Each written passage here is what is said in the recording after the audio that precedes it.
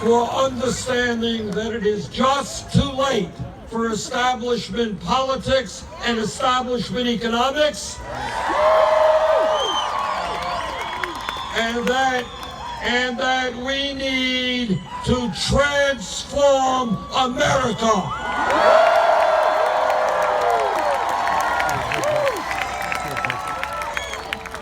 This campaign has been to me an extraordinary experience, and I will tell you why. We have been all over this country and literally have met in meetings like this with millions of Americans. And as I look out at this country and see so many people who love this nation, but who know that we can be so much more, it gives me enormous optimism about our future. When we began our campaign, our ideas were considered a fringe campaign and fringe ideas. That is not the case today.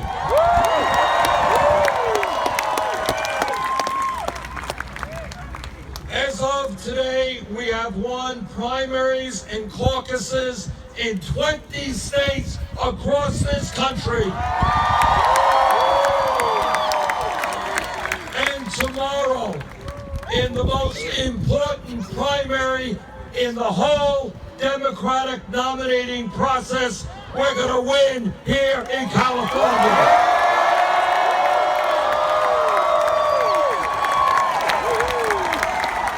And if there is a large voter turnout, if working people and young people come out in big numbers to demand a government that represents all of us and not just the 1%, we're going to win big tomorrow.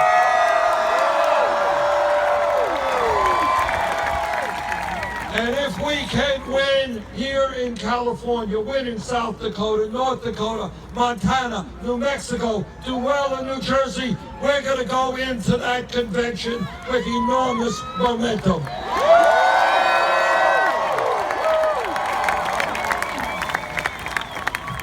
And I'll tell you one of the things that has been so extraordinary, and I want you all to know it, is that in state after state, in those states we have won and in those states we have lost.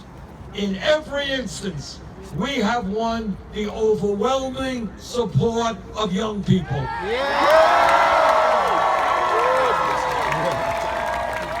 And by young people, I mean people 45 or younger.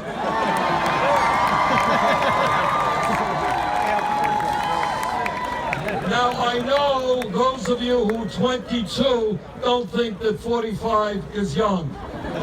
You'll change your view when you become 45. But here is the point, and it is a very important point.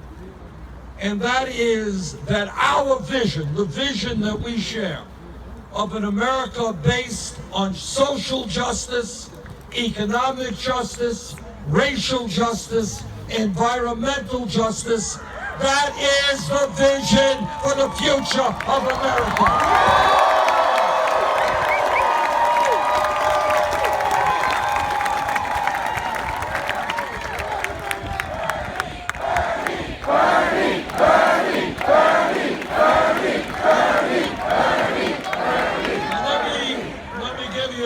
Some reassuring news. Donald Trump will not become president of the United States.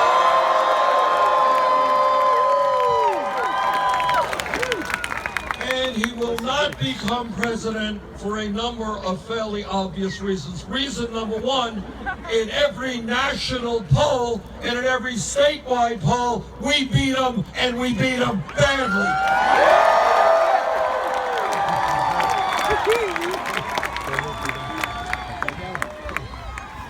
Here in California, in the last three polls, we beat them by 23 points, 29 points, and 34 points. And I should point out to all of the Democratic delegates going to Philadelphia, in every instance, we beat Trump by far larger margins than does Hillary Clinton.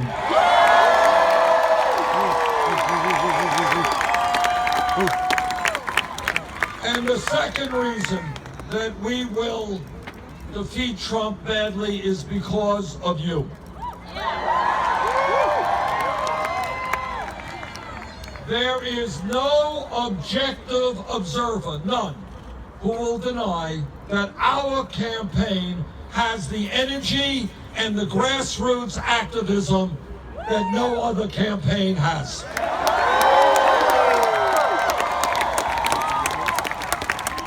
And what that means in a political sense is when you have millions of people who are prepared to stand up and fight for change, that means that you have a large voter turnout in November. Republicans win when people are demoralized, when they give up on politics. Progressives and Democrats win when people are animated and they are prepared to fight, and that is what this campaign is about.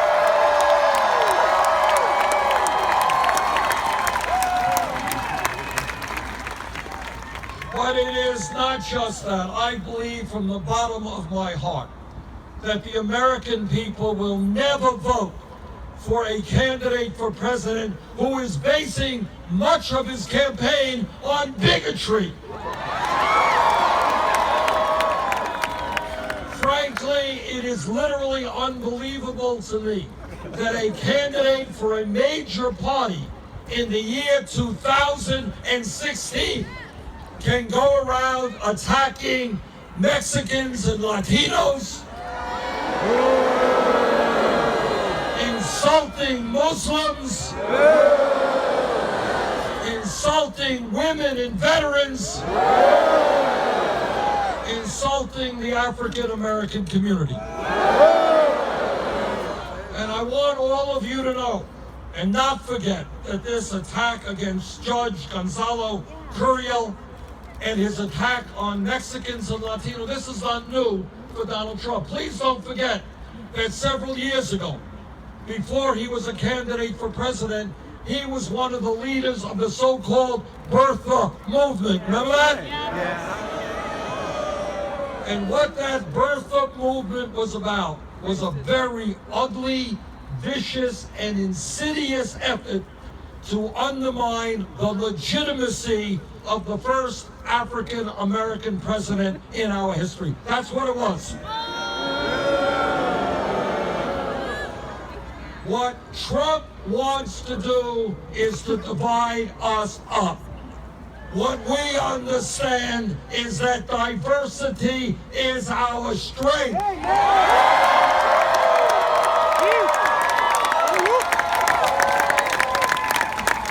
And that we are our strongest, we are our best when black and white and Latino and Asian American and Native American, when gay and straight, male and female.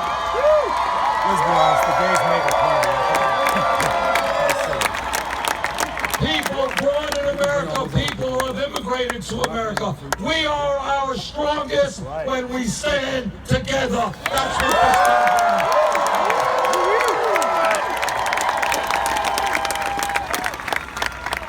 this campaign is. This campaign is about thinking big and not thinking small. Of course, we are going to defeat Donald Trump, but this campaign is more than that. It is about transforming America and making this country become what we all know we can become. This campaign is about ending a corrupt campaign finance system in which super PACs and billionaires are buying elections. Right. And one of the differences between Secretary Clinton and our campaign is we don't have a super PAC. We don't want a super PAC.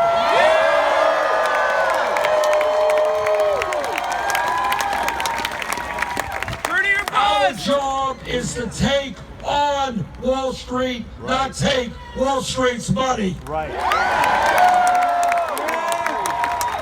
And I am enormously grateful for the 8 million individual campaign contributions we have received in this campaign.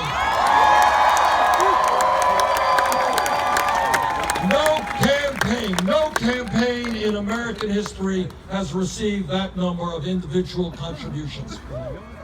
Anybody know what the average contribution is? $27. Right, $27. Now that doesn't mean you can't contribute $28, but it is $27. And I want you to think about what it means. What it means is that we have shown the world that we can run a winning national campaign without being dependent on Wall Street, the billionaires, the drug companies, the fossil fuel industry.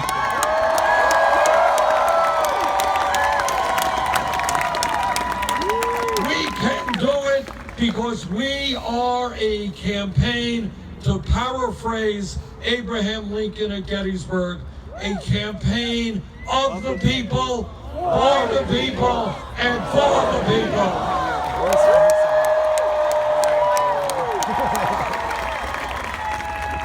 And we have other differences with Secretary Clinton. She wants to raise the minimum wage to $12 an hour. Not good enough. We understand that when millions of people are working at starvation wages, this country needs a living minimum wage, $15 an hour.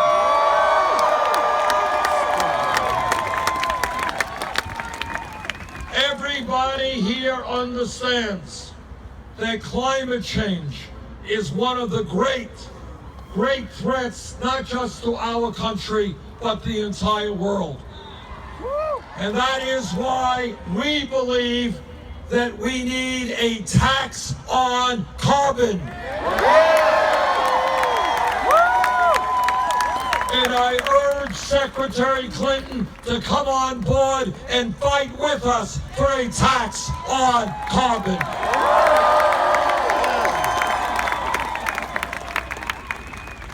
What I have seen here in California, and I must confess, I have learned a lot. I didn't know this. That there are tens of thousands of homes in this state where people turn on the faucet and they cannot drink the water. And this is true in hundreds of communities around our country. We've got a crisis in terms of providing clean drinking water to our people. It is a global crisis. That is why we need a ban on fracking. Fuck fracking. Yeah. And I sincerely hope Secretary Clinton will change her view on that issue and join us. No more fracking. Stand up to the fossil fuel industry.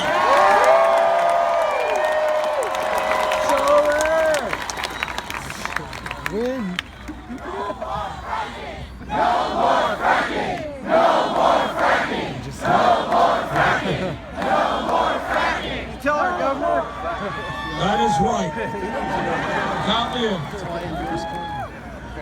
This campaign is going to win because we are doing something really unusual in contemporary American politics. We're telling the truth.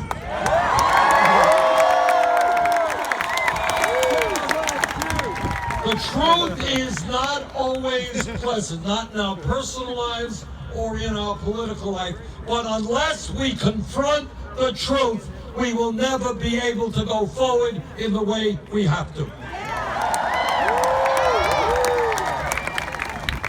Truth number one, the campaign finance system today is corrupt. Billionaires, corporate America, Wall Street, and their super PACs are undermining American democracy. American democracy is not a complicated process. It is one person, one vote, not wealthy campaign contributors buying elections. And that is why together we are going to overturn Citizens United. And why we are going to move to public funding of elections.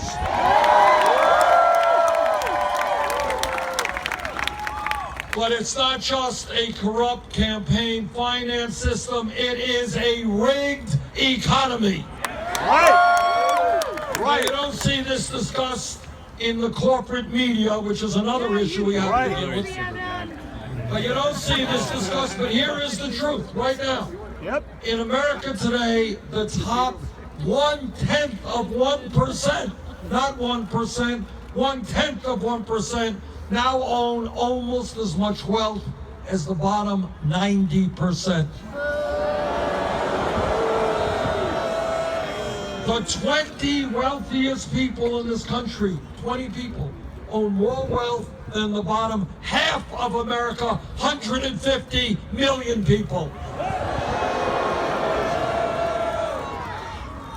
We are seeing a proliferation of millionaires and billionaires while people sleep out on the streets of San Francisco. We are seeing moms go to work making 10, 11 bucks an hour, unable to afford child care or a decent life for their child. We are seeing families working longer and longer hours for lower wages, and almost all new income and wealth today is going to the top 1%. Do we have the courage to stand up to the billionaire class and tell them that the days in which they get it all are finished?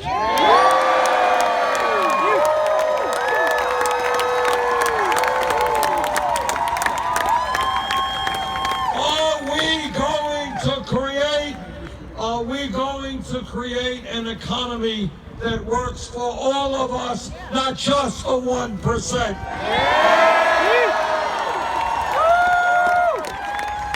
Are we going to tell the CEOs of multinational corporations who make 40, 50 million a year that they're not going to continue to cut the wages and health care and pensions of their workers?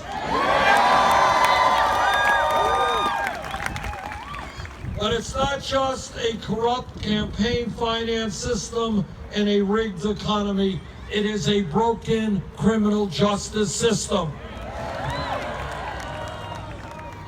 In America, we should not be having more people in jail than any other country on earth. We should not be spending $80 billion a year to lock up 2.2 million fellow Americans. We should not be having unemployment rates for young people in inner cities and in rural communities of 40, 50%. Because when young people stand out on street corners and they're not working and they're not in school, bad things can happen. So what we are going to do is we're going to invest in our young people in jobs and education.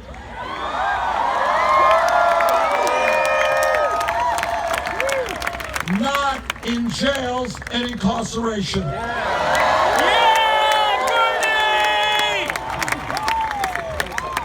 I want the young people of this country in inner cities and in rural communities.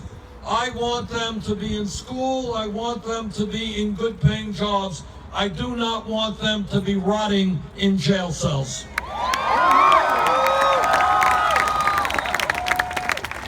But when we look at our criminal justice system, we also have to look at local police departments all across this country. I was mayor of the city of Burlington for 8 years. I worked with my local police department there, and I worked with police departments all over this country. The average police officer is honest, hardworking, and has a very difficult job.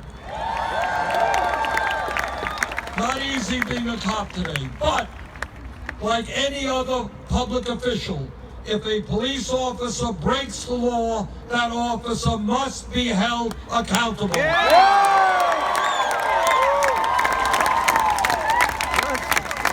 We have got to demilitarize local police departments.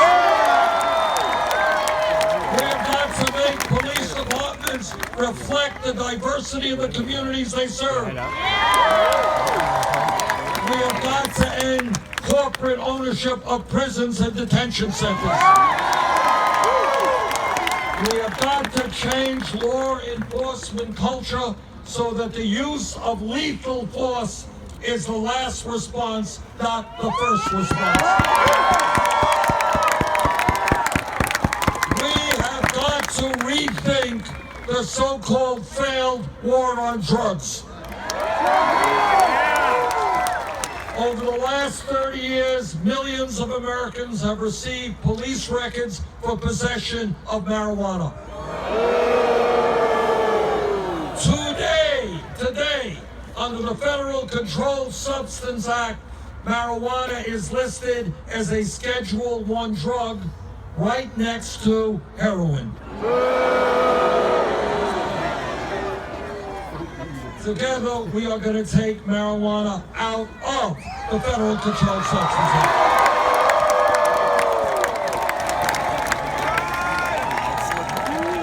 The decision about whether or not to legalize marijuana is a state issue, not a federal issue. 4 states and D.C. have already made that decision. You will have the opportunity to make that decision in November. From a criminal justice point of view, not to mention other perspectives, if I were a citizen of California, I would vote for that proposition. But when we talk about drugs, there's something else we have got to understand. And that is, we have a major crisis in this country in terms of opiate and heroin addiction. Every day, people are dying of overdoses. We have got to address that crisis, but we have to be smart about how we do that. And what that means to my mind, and this is a radical idea, rethinks a lot of things, but we have got to address substance abuse and addiction not as a criminal issue, but as a health-related issue.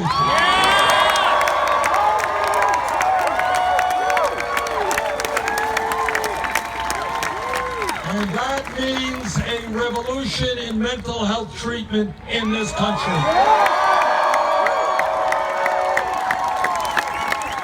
It means that people should be able to get mental health treatment when they need it, not 6 months from now. This campaign is going to win because we are listening to women. And women are telling us all they are tired of working for 79 cents on the dollar compared to men. Women want the whole damn dollar and they're entitled to it. And women and men are tired of hearing about Republican family values. We know what those family values are, and what they mean is no woman in California or America should be able to control her own body. We disagree. And what those values mean is that our gay brothers and sisters should not have the right to marry. We disagree.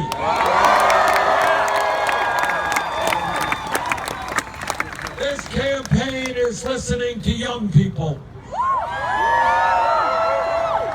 And what young people are telling us is that something is a little bit crazy, that when they do the right thing, go out and get the best education they can, why is it they're ending up $50,000, $70,000 in debt? And that is why we are going to make public colleges and universities tuition free.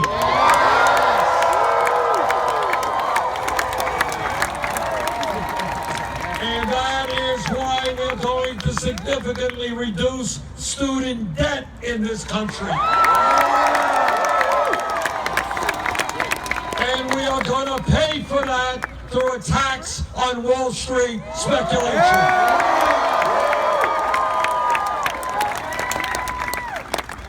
This campaign is listening to our Latino brothers and sisters. And they remind us every day that there are 11 million undocumented people in this country, and many of those workers are being exploited every single day. They are underpaid, they are overworked because they have no legal recourse. And that is why together we are going to pass comprehensive immigration reform and a path towards citizenship. That is why we're going to end the current deportation policies. That is why we're going to create an immigration policy which unites families, not divides families. And if Congress does not do its job in repairing a broken immigration system, I will use the executive powers of the White House to do that.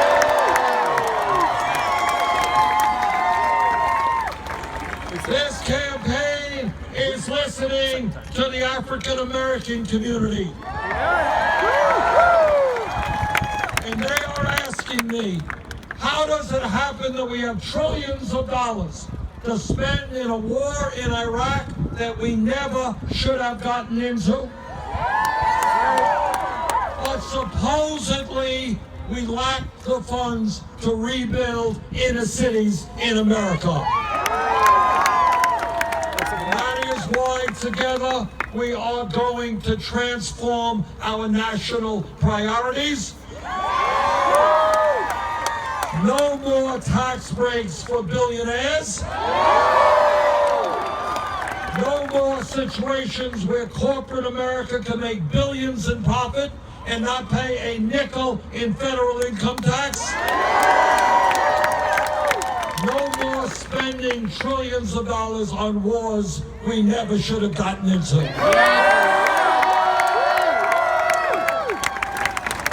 Instead of rebuilding Iraq and Afghanistan, how about rebuilding cities in the United States of America?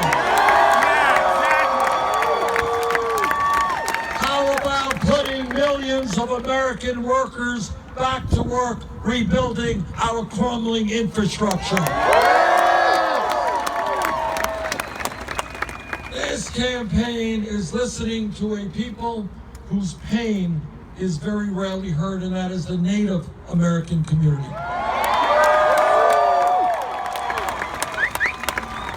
Everybody here knows that from before the time this country actually became a country, the Native American people were lied to, they were cheated, and treaties they negotiated were abrogated.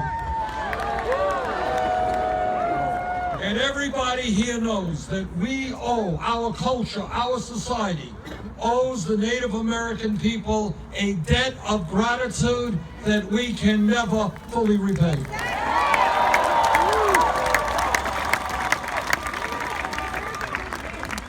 Among so many other gifts, what the Native American people have impressed upon us is one of the most important thoughts that we can grasp. And that is that as human beings, we are part of nature. We must live with nature. And if we continue to destroy nature, we are ultimately destroying ourselves.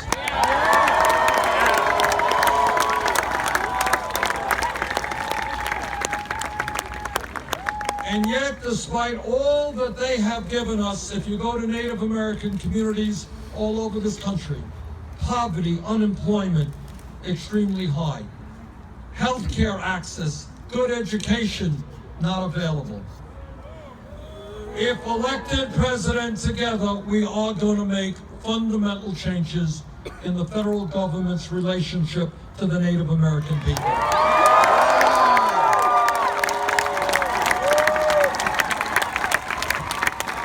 Now, I know that great scientist, Donald Trump, has visited California, and he has been studying the issue for decades, and has concluded there is no drought in California. And not only that, this brilliant scientist has also come to the conclusion that climate change is a hoax. Well, in all due respect to the Donalds, I am a member of the U.S. Senate Committee on the Environment. I have talked to scientists. I know they're not quite as smart as Donald, but who have studied this issue for a very long time. Not only in America, they've studied it globally. And what they have concluded is that climate change is very real. Climate change is caused by human activity.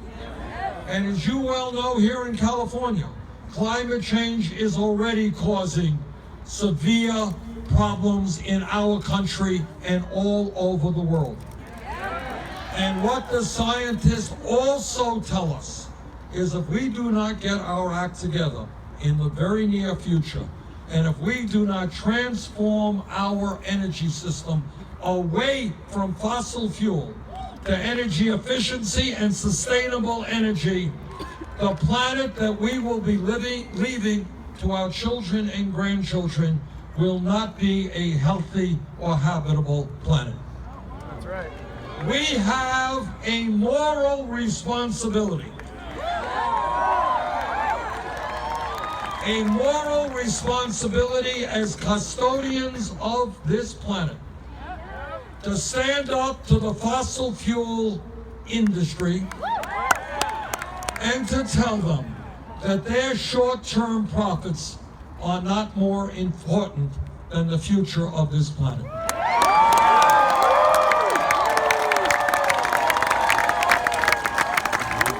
And by the way, as an aside, when we transform our energy system away from fossil fuel, we're going to create millions of good-paying jobs.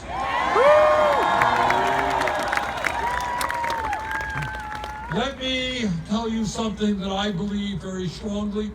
I get criticized for this every day, and that's why I keep saying it. In my view, health care is a right of all people.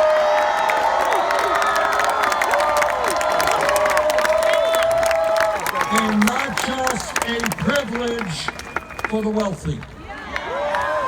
And that is why I stand proudly with National Nurses United, and why I stand with doctors all over this country in the fight for a Medicare for all single-payer program.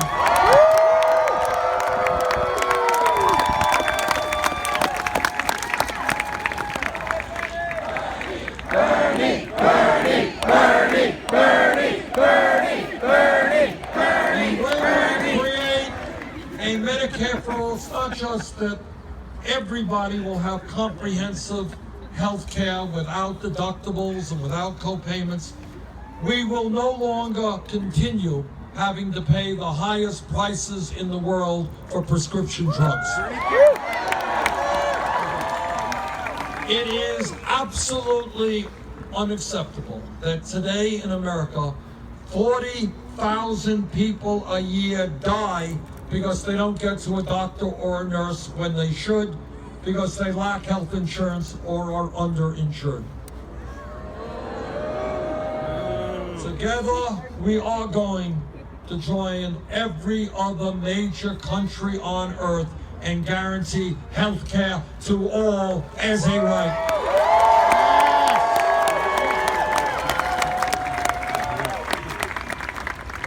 Everyone here understands an enormously important part of American history, and that is that real change never, ever comes from the top on down. It always comes from the bottom on up.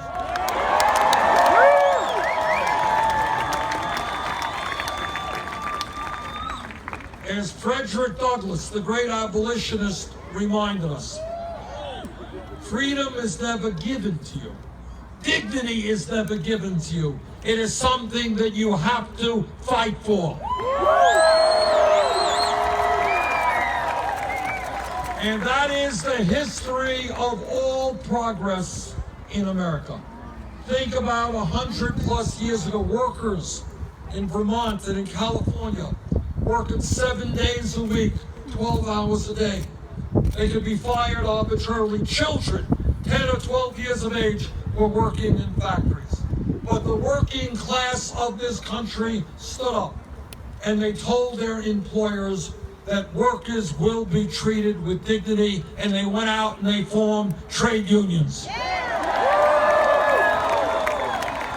And the trade union movement helped create the modern American middle class, and we thank them. Think about the courage of people 150 years ago amidst the abomination of slavery, when African Americans and their allies looked around them and they saw the ugliness and the suffering and the brutality. But they had the vision and the courage to stand up and fight against racism. And to have the vision, a vision encompassed and participated in by millions of Americans, that the day will come in this country when we end all forms of racism and bigotry.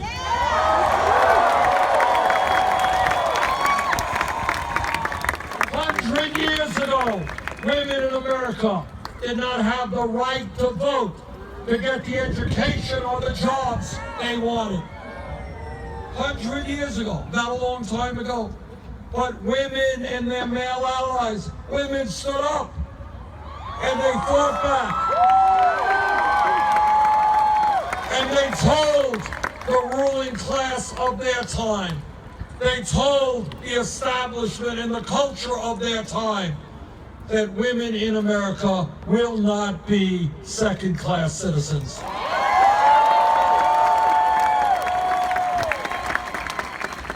Think about the struggles of the gay community in America, and you know that so well here in San Francisco.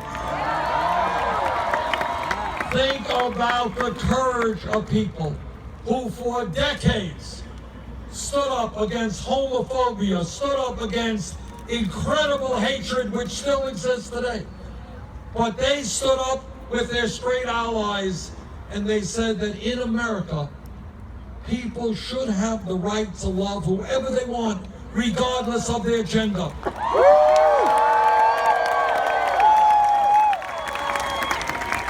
Think about the courage and the determination of so many millions of people for so many years who came together, who took on their contemporary cultures, who took on the ruling class and helped create a better America. And here we are today in 2016, and what I am seeing, and I've been all over this country, I am seeing from coast to coast people standing up and they're looking around them and they're saying, you know what? This is not what America should be. We should not have grotesque levels of income and wealth inequality. We should not continue to see the middle class shrink and shrink and shrink while almost all new income and wealth go to the 1%. We should not see situations like here in San Francisco, where not only are people sleeping out on the street, thousands of people are paying 50 or 60% of their income for housing because there is not enough affordable housing.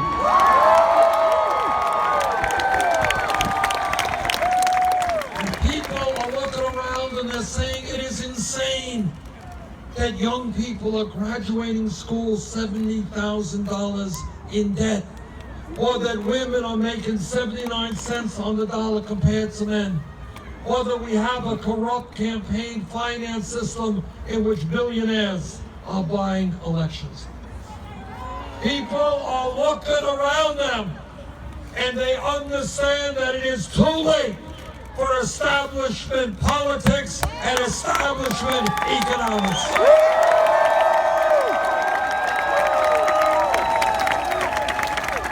People are looking around them and they are demanding real change in America today. And that is what this campaign is about. It is about millions of our fellow Americans from coast to coast standing up and demanding a government that is not beholden to wealthy campaign contributors, but is beholden to the American people.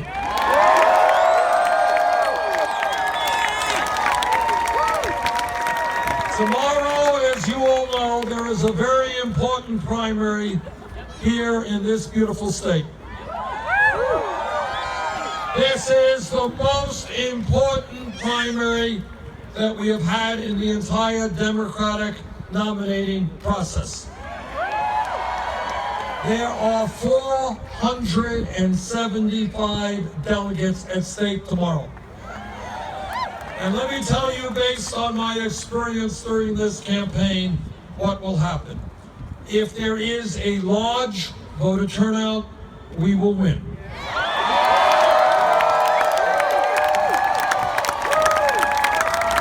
If there is a very large voter turnout, we will win by a big margin.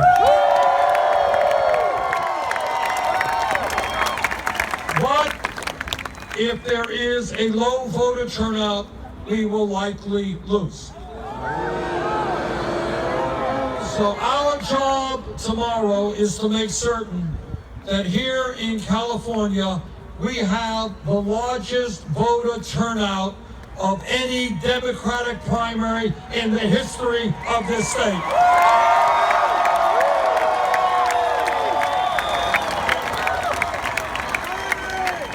And that tomorrow, this great state of California, one of the most progressive states in America, is on board the political revolution. Thank you.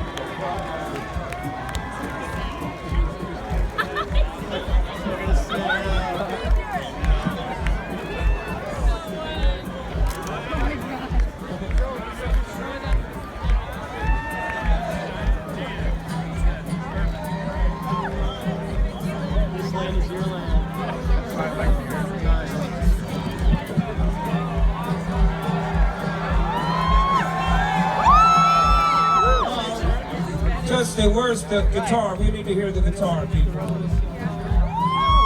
that guitar up. Hold on.